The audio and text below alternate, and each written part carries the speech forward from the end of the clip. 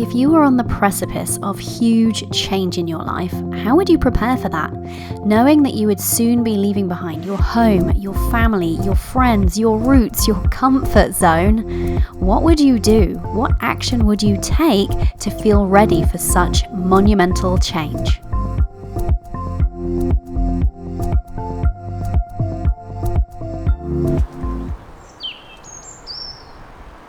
Hello, my love. Welcome back. Whew, life is getting real around here. In today's video, I want to share with you the quite possibly surprising ways that I'm preparing for all of this change that we're about to embark upon.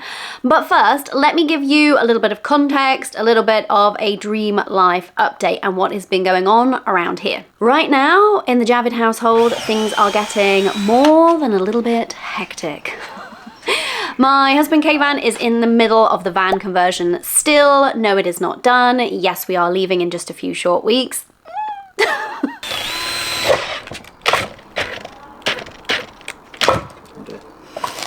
Bad time to film.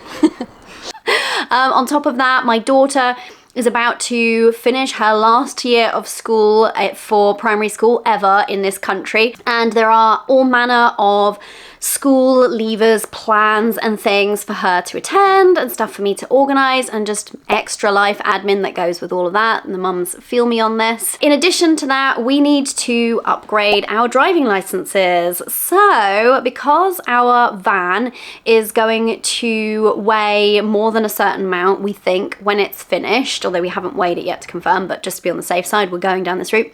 We need to actually qualify to be able to drive the big damn thing.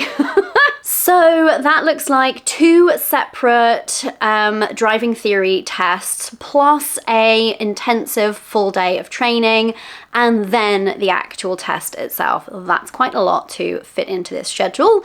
On top of that, of course, there is all manner of organising and packing to do. We have to figure out exactly what's coming in the van with us, more importantly what isn't, and what we're doing with all of that, which is actually not as easeful as I had planned. I'll give you more of an update on the house situation when I have a full update to give you. And as if that wasn't enough, well, a bit of an insight into the house update.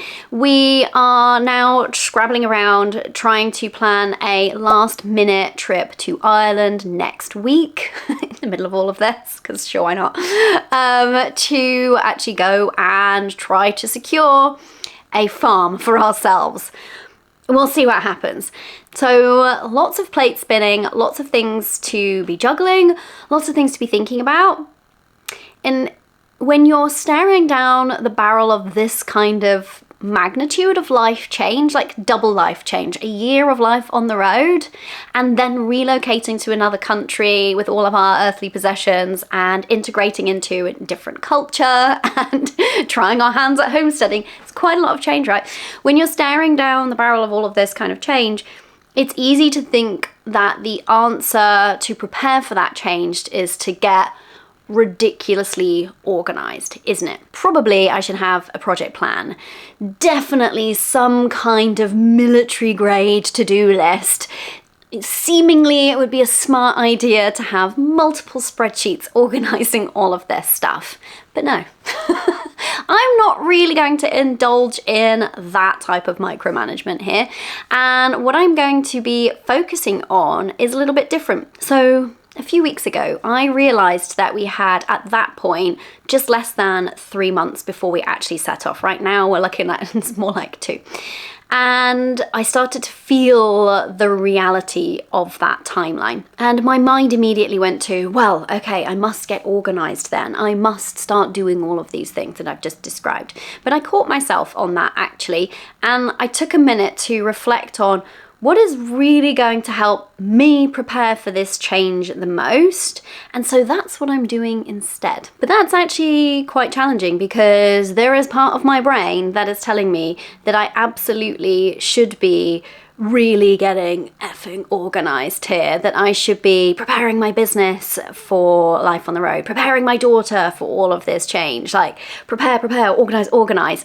And the reason I'm resisting that is because of something that I help my clients with so often. And it is this truth, particularly as women and mothers, and also even more if you're a business owner.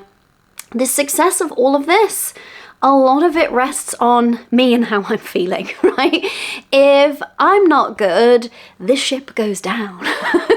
If I'm not feeling good, I'm gonna arrive on our gap year feeling burnt out and frazzled, and I'm going to have really missed an opportunity in these last few short months and weeks even that we've got left here.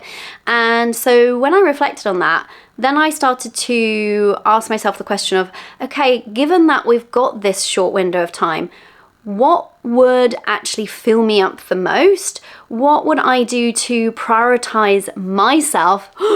Gasp. I know that in the middle of all of this, that can seem like a weird thing to do. And I know that as women, we find it really difficult sometimes, don't we? Just being honest, to prioritize ourselves and our well-being and to fill our cups up. But I asked myself, what can I do to really pour into me right now so that I can navigate through this period of time ahead?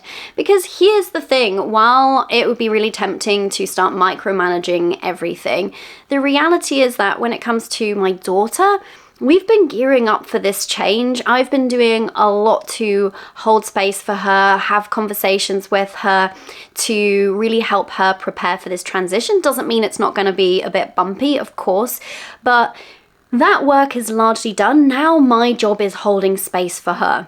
If I need to hold space for her, I need to make sure that I am topped up so that I don't crumble in the middle of it all. And also when we move, so when we're on the road and actually when we get to Ireland, she is bringing her close-knit support network, her people, us, with her.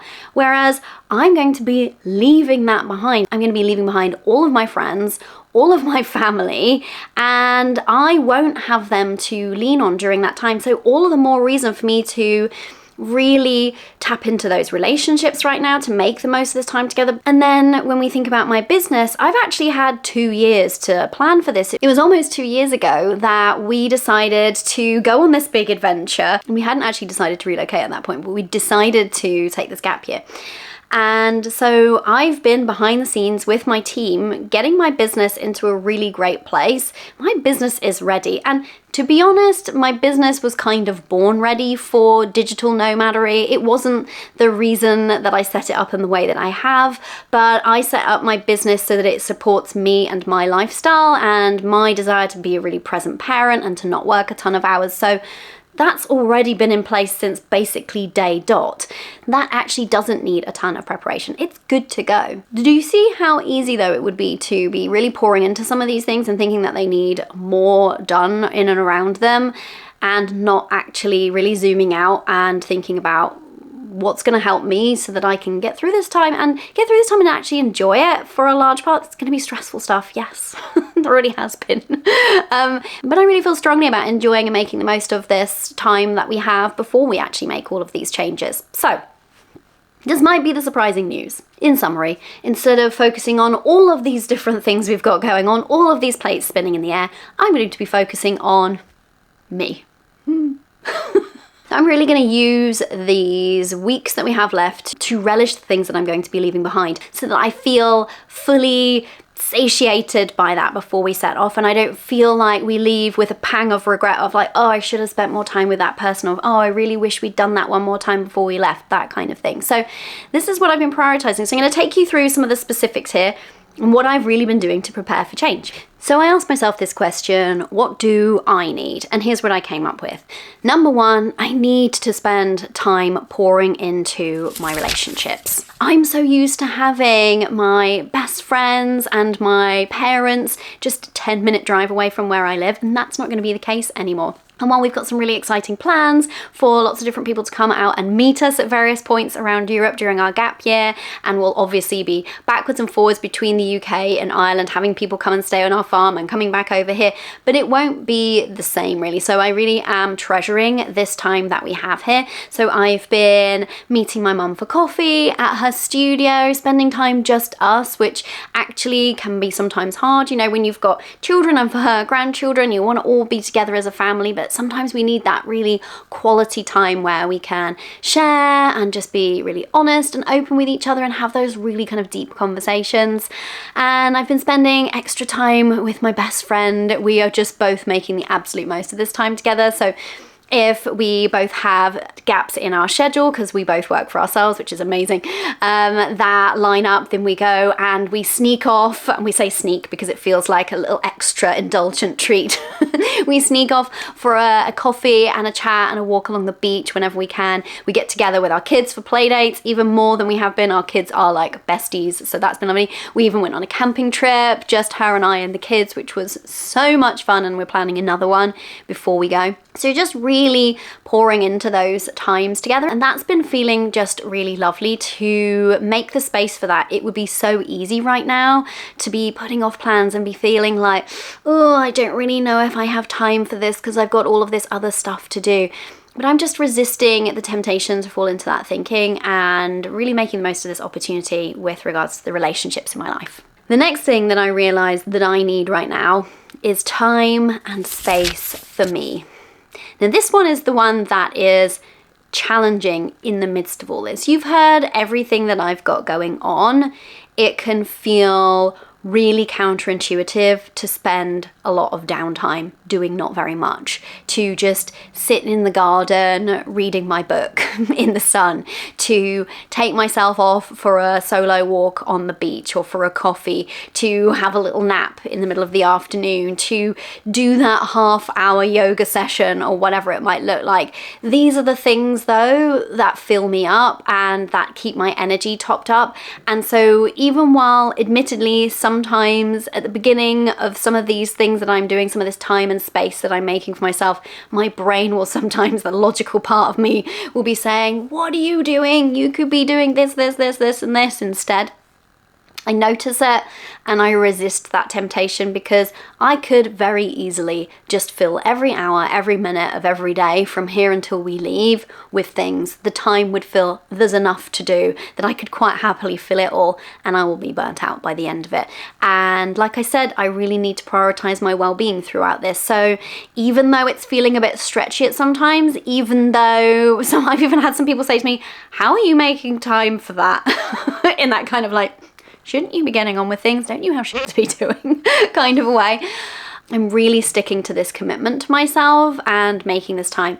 And as a consequence, while sometimes I do feel a little bit overwhelmed by the enormity of the change we're about to embark on and everything that needs to be done to facilitate it, I do feel like this is really, really helping me thrive through this time and not just survive. I mean, ask me again in a few weeks, it might be a different story. But for right now, it's helping to regulate my nervous system, help me to keep from getting too stressed and too up in my head. So the next thing that I'm prioritizing would be so easy to just take for granted or think, yeah, or not even factoring in at all. And that is my relationship with my husband. So we're both pretty busy with things going on right now, and we're about to spend a whole year together in a van in very close quarters. But proximity isn't the same as quality time together, is it? And I'm very aware of the fact that as much as it's going to be a year of fun and freedom and adventure, we're also going to be three of us in close confines a lot of the time. We're going to be staying in Airbnbs frequently as well, so we're not only staying in the van for the sake of everybody's sanity and also our marriage. But knowing that we're going to go into that, and it will present its own challenges, of course. You know, even the dream life comes with its challenges in the living of it. I want us to go into that time in a good place, in a place of partnership. And I also don't want to take for granted everything that he's doing for us at this time. You know, he's sacrificing a ton of his time to get the van ready so that it is a comfortable home for us to live in while we travel. And so I've been trying to make sure that we're making time for each other during this time and just being a little bit more intentional about my approach to our relationship so that I feel like we're on a really good footing before we go. We're not perfect, which couple is, but that's something that we've been doing. So for example, we have been just making sure that we have date nights, even if they're date nights at home, but just having that time every single weekend where it's he and I, maybe a nice glass of wine, maybe some nice food. For example, last weekend we were celebrating Kayvan handing in his notice. Yay! Oh my goodness, this felt like such a big and important milestone. Like I said, we've been talking about this for 2 years, and so that date was just something that we'd always been looking forward to him being able to say, I'm free, I only have this many days left, and then my time is fully my own, and it just feels so exciting. So we celebrated with some barbecued steaks and a bottle of our favorite organic champagne, and we sat in the garden and chatted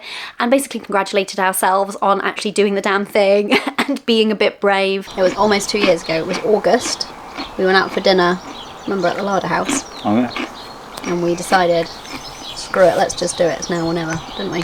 Didn't feel like 2 years. We've done a lot.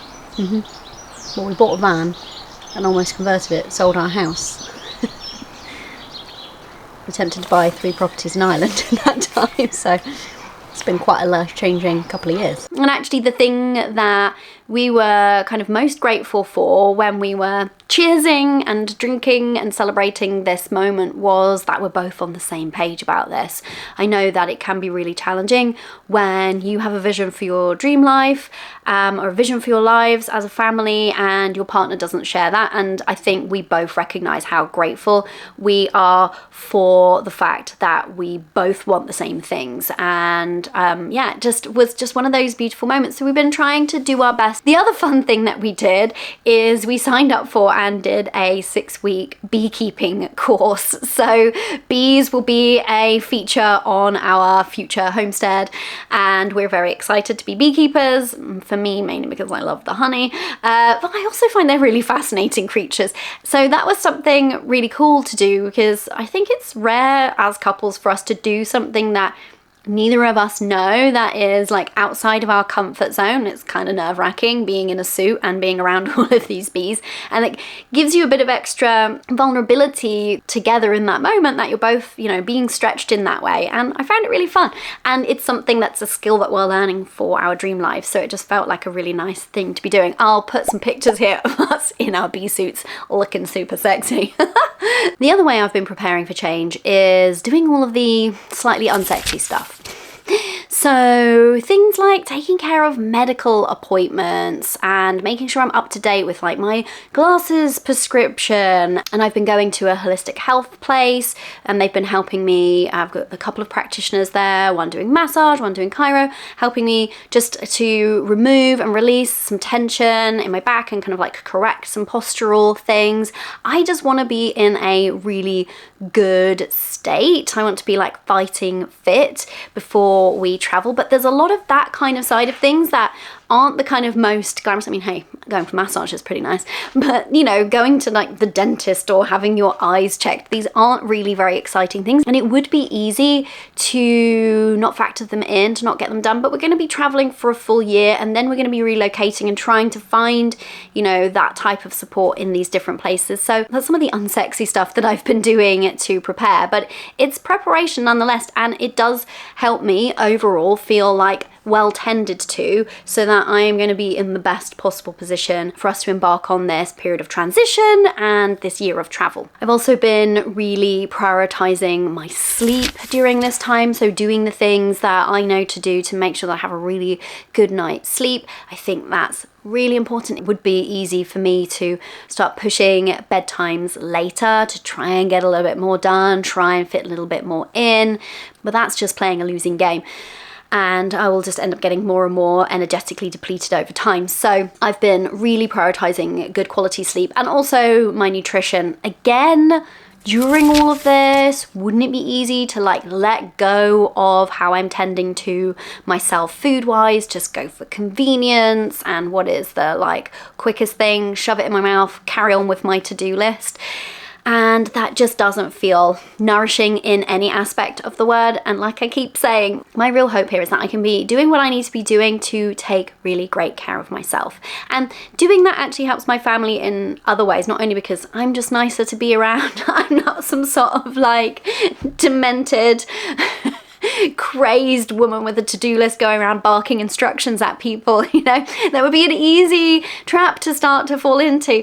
But when I'm prioritizing my sleep, then it's something that I get to then share with, you know, lead by example for my daughter, encourage my husband to do the same because I'm prioritizing myself. So, you know, there's that knock-on impact as well, I think. So that's been really important too. And lastly, the thing that I've been doing to prepare might just amuse you a little bit. I've been preparing by preparing myself mentally for the fact that a lot of stuff is just going to have to happen at the last minute. And I'm making that okay. There is an enormity of things that need to be done. And yeah, there is something to be said for like doing it bite size.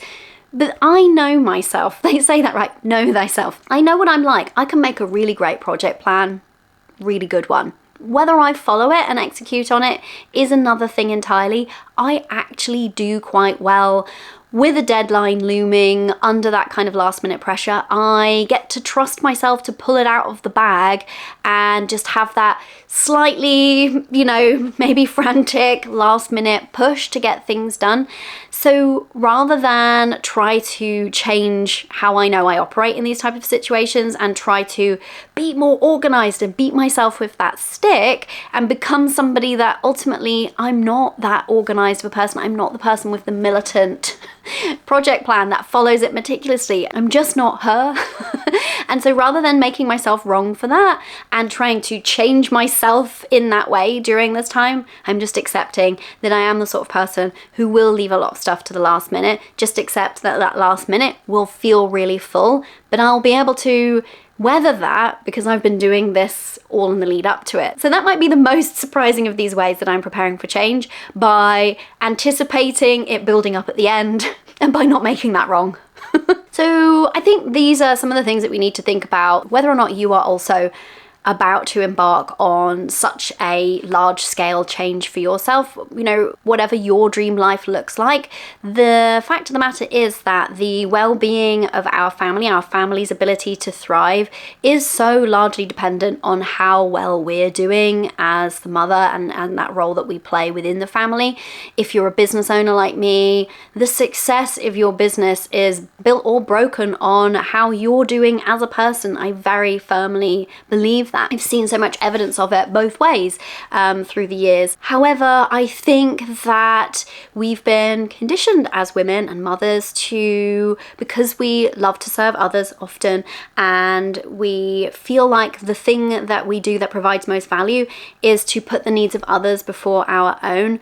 It's easy to do that by default all the time and not remember how important our energy is, how important our well-being and health are, and how pivotal those things are to our ability to show up and serve the people that we want to serve in the ways that we want to serve them. And so I'm really trying to lead by example here for my daughter and show her what it looks like to be a woman, mother and business owner, taking care of herself, prioritizing her well-being, and modeling that to her because ultimately I want her to feel able to do that one day. So that's what's been getting me through those times when my brain's trying to fight me on what I should be doing with a pocket of time. Should I be packing, organizing, ticking something off a to-do list, organizing some insurance or some test for the driving thing or one of the myriad things I've got to do? Or should I actually notice that I'm feeling a little bit up there and the thing that's going to bring me down and help calm me and help me find some calm amidst this chaos is taking a few minutes to myself, maybe reading my book or having a nap or taking a bath, whatever is gonna fill me back up in that moment. So that's been the thing that's been helping me, and I wanted to share this with you today in case you need a bit of a permission slip, my love. Maybe give yourself that permission. Know that the well-being of the people who are important to you is greatly influenced by how you're doing, how you're feeling. Prioritize yourself sometimes. Know that it's important, know that it's not selfish and that it's okay. Maybe take this as that permission to say, I need this this and to feel good about going and getting whatever are those needs met. Because there's one thing that I know, and that is you cannot be building and living your dream life on an empty tank. In the next video, I'm going to be sharing how I'm preparing for a year of clothes on the road. This is going to be a challenge. Definitely make sure that you're subscribing so you don't miss that video, and tune in at next week. Until next time, my love, go live your dream.